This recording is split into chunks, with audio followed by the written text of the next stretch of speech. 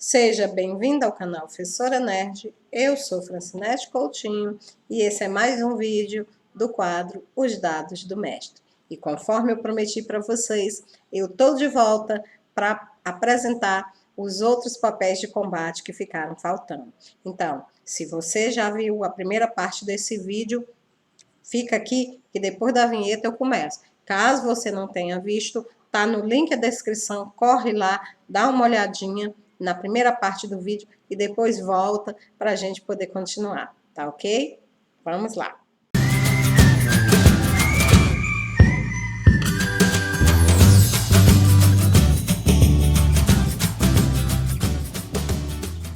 No último vídeo, nós vimos o atacante e o baluarte como papéis de combate no sistema 3DT Alpha. Vimos as principais características, vimos as vantagens indicadas para esse tipo de personagem, né? E vimos também como cada um desse tipo de personagem se porta, né, no sistema de jogo. Então, hoje nós iremos dar sequência às descrições dos papéis de combate com os papéis de dominante e de tanque, tá ok? Então, vamos lá, sem demora. Terceiro papel de combate, o dominante. Gente, o dominante, ele é praticamente o oposto do baluarte, tá? Ele ele não causa muito dano físico, né, digamos assim, e nem também ele não é altamente resistente. Mas ele é aquele cara que resolve o problema quando, digamos assim, dá para resolver de outras formas que não seja utilizando armas. Ele pode debilitar o inimigo, ele pode botar o inimigo sobre uma magia de dominação, enfeitiçar, fazer dormir, transformar em pudim de ameixa, deixar cego, paralisado.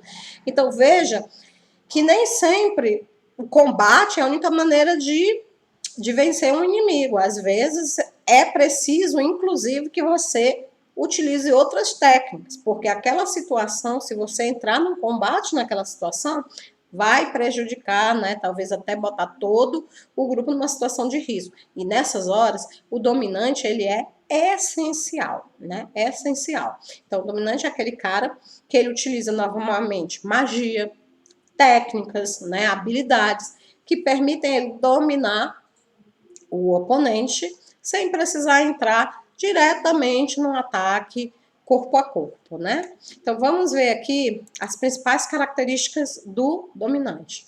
Habilidade, né?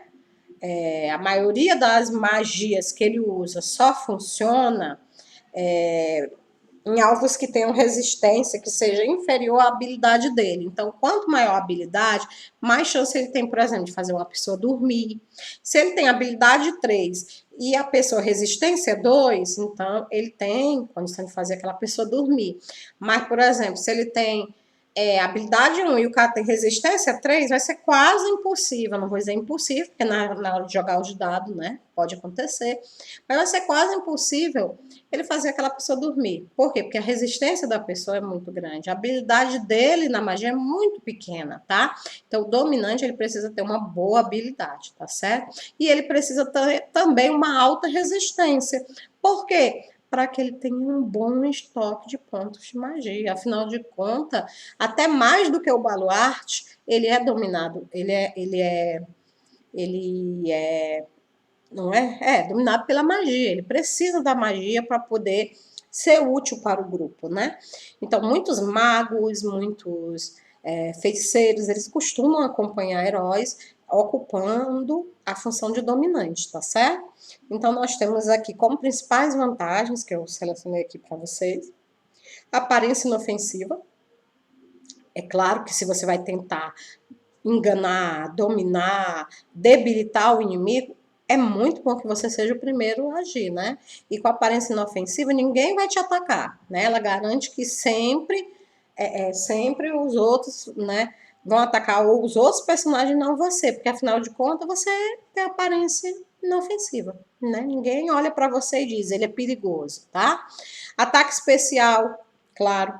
E nesse caso, o teu ataque especial, né, ao contrário do ataque especial do atacante, que é aquele ataque que causa a maior quantidade de dano possível, seria muito interessante que o teu ataque especial ele fosse paralisante, teleguiado, tá? Por quê? Porque são estilos de ataque mais debilitantes, né, que não visem matar, mas sim visem paralisar, imobilizar, debilitar o inimigo.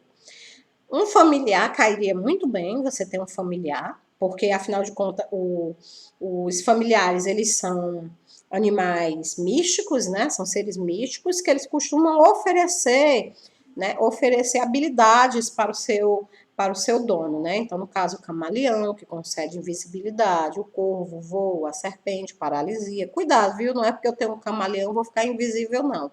O camaleão é que, é que pode ficar quase invisível, né? Por causa da camuflagem dele. E aí, você controlando o camaleão, você pode utilizar o camaleão para investigar lugares, penetrar em locais, tá certo? E assim sucessivamente, tá bom, pessoal? Invisibilidade, mesmo caso do atacante, né? O dominante, se ele puder se tornar invisível, vai ficar muito mais fácil pegando o inimigo desprevenido, vai ficar muito mais fácil dominá-lo, utilizar a sua magia para paralisá-lo, cegá-lo, debilitá-lo, entre outras coisas. A magia elemental que ele utiliza normalmente é aquela magia ligada aos espíritos, tá?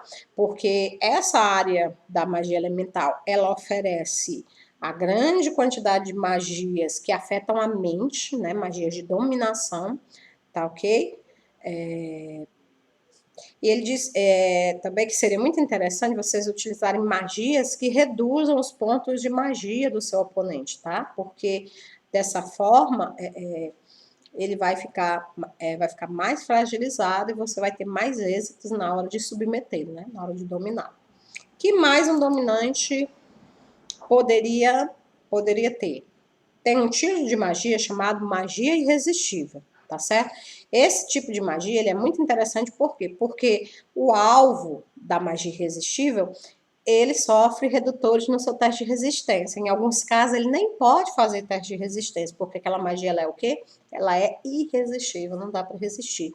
Então, se você puder comprar e atribuir, né, atribuir essa vantagem à sua magia, então você vai se tornar um dominante bastante perigoso.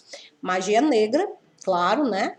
Essa escola também, ela contém muitas magias debilitantes, enquanto a magia elemental de espírito, né? Ela possui aquelas magias de controle de mente. No caso da magia da escola de magia negra, é aquelas magias que causam mesmo, né? Causam mesmo dano.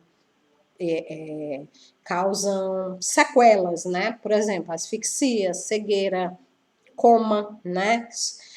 Ferrões venenoso, pânico, paralisia. Então, gente, assim, uma quantidade enorme de magias que existe nessa escola da magia negra e que o dominante pode, com o tempo, ir adquirindo, né? Adquirindo essas magias. Eu sei que é muita coisa e que você deve estar se perguntando, droga, o que é que eu faço? Não tenho ponto suficiente para isso. Mas lembre-se, você é um personagem iniciante. Escolha alguma coisa que tenha a ver com você e vá evoluindo, vá adquirindo habilidades com o passar da campanha. E aí um dia você talvez chegue a ter tudo isso aqui e até mais, dependendo de quanto tempo você jogue com esse personagem, né? E agora, quarto e último papel de combate, o tanque. Você é o cara mais forte do grupo, tá? Você é aquela muralha humana que fica entre os seus oponentes e o adversário. Você é o cara que você serve de alvo, você sai na frente, você impede que os seus aliados eles possam ser alvejados, né, por ataques.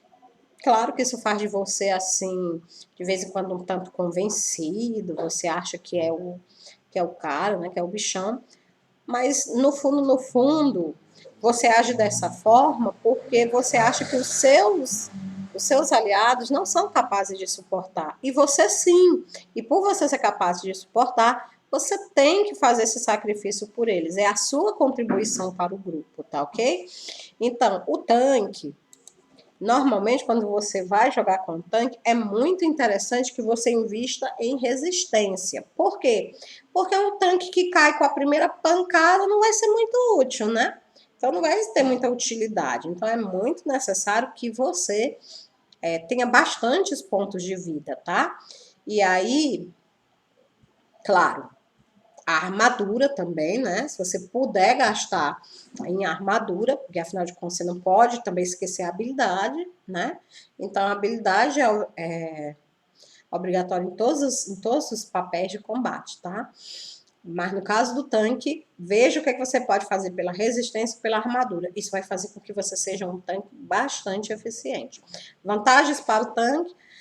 Um ataque especial legal para o tanque é o chamado perto da morte. Por quê? Porque esse tipo de ataque, ele concede ao seu portador uma vantagem quando ele está quase morrendo, né? Então, quando o portador do ataque especial perto da morte, ele está perto da morte, né? Isso aí o narrador é que vai determinar o que é perto da morte, mas normalmente faltando 2 ou 3 PVs para zerar, né?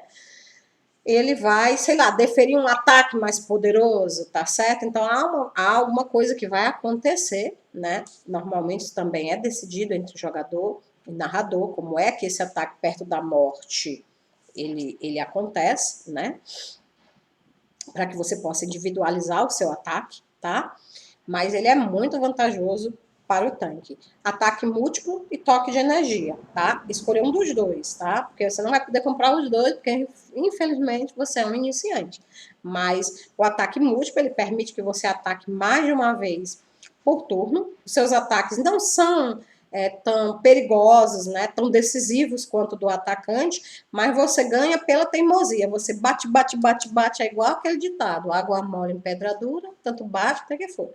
Você bate até ver, né, o dano acontecer. Então, um ataque múltiplo para você seria muito útil. Mas o toque de energia também, se você utiliza PDF, né, porque você pode ser um tanque a PDF ou um tanque à força. Se você escolher lutar por força, o ataque múltiplo ele é mais vantajoso para você. Mas se você escolher pelo PDF, aí o toque de energia, né, ele vai tornar o seu tanque muito poderoso, tá certo? Então, escolha sabiamente, tá?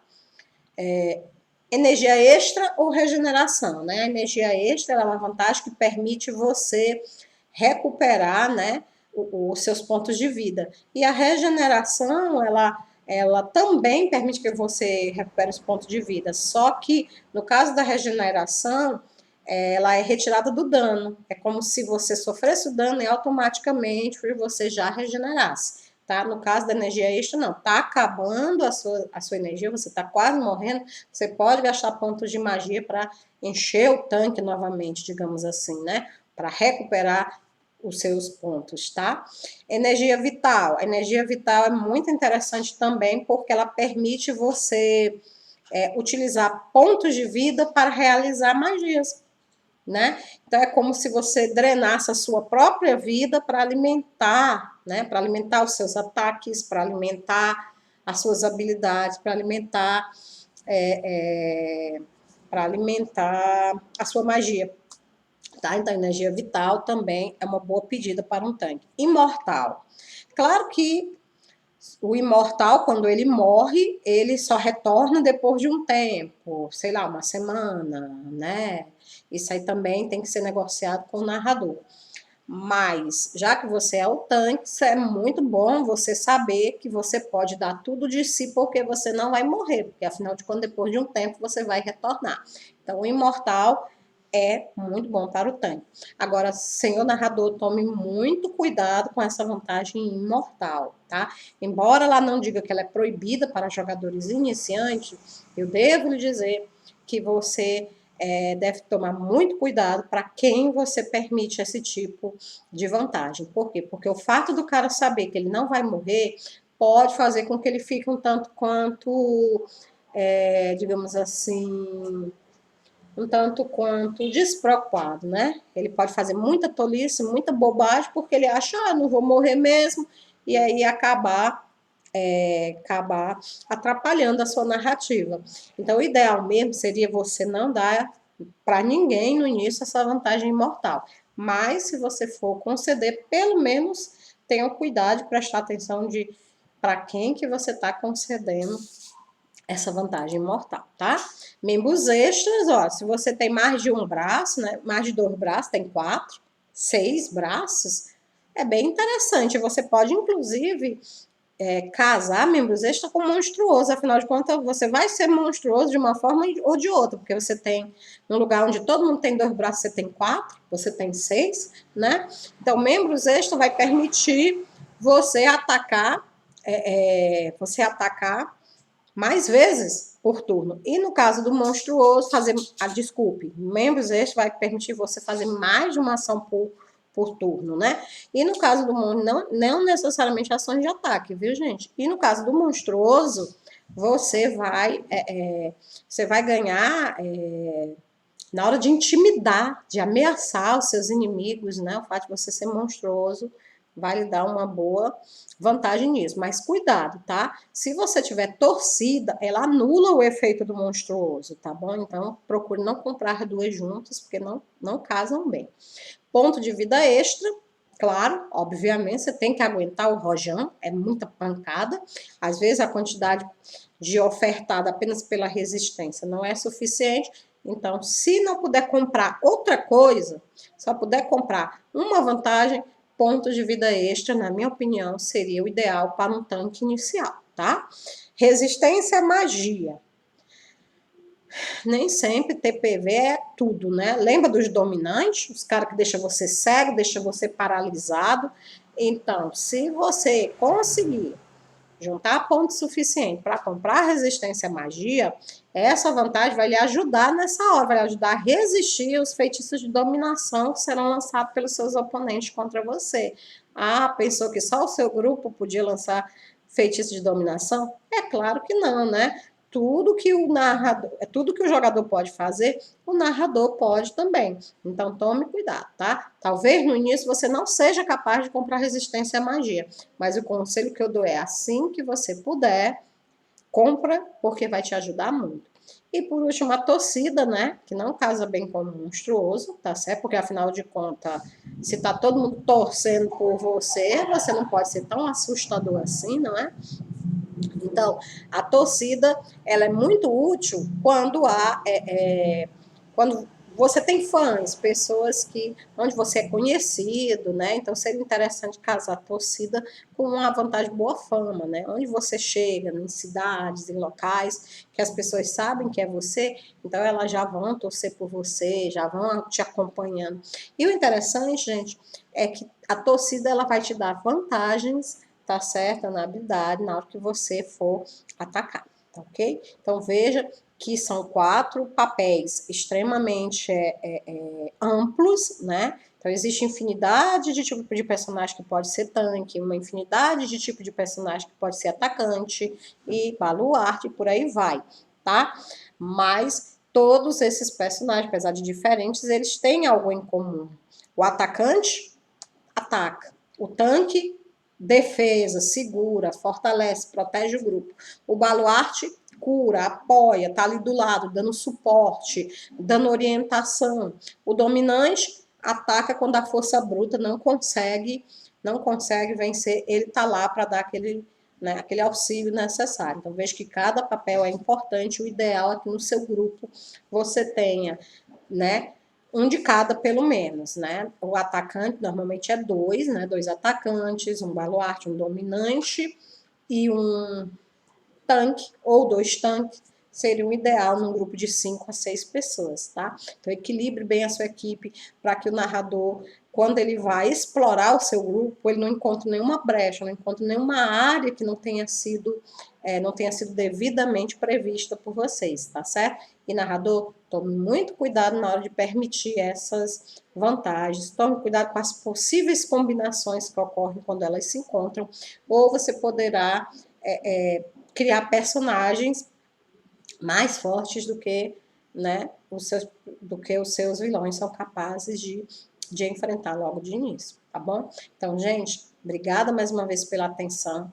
A gente se encontra no nosso próximo vídeo. Se você gostou, coloca aí nos comentários, diz o que você gostou. Se eu disse, na sua opinião, você acha que eu disse alguma besteira, coloca aí de forma educada, não faz mal, fale bem ou mal, mas vamos comentar, tá certo? Para que eu possa saber se eu estou conseguindo passar esse conhecimento para vocês de uma forma, né, que vocês possam compreender, tá ok?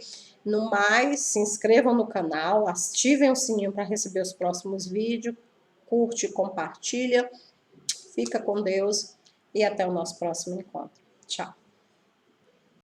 Tá certo? Um exemplo disso é o D20 e todos os outros sistemas baseados nele, como Dungeon World, Savage World e vários outros sistemas por aí que trabalham, né, inspirado nessa ideia das classes de personagem, tá ok? Em 3DT não existem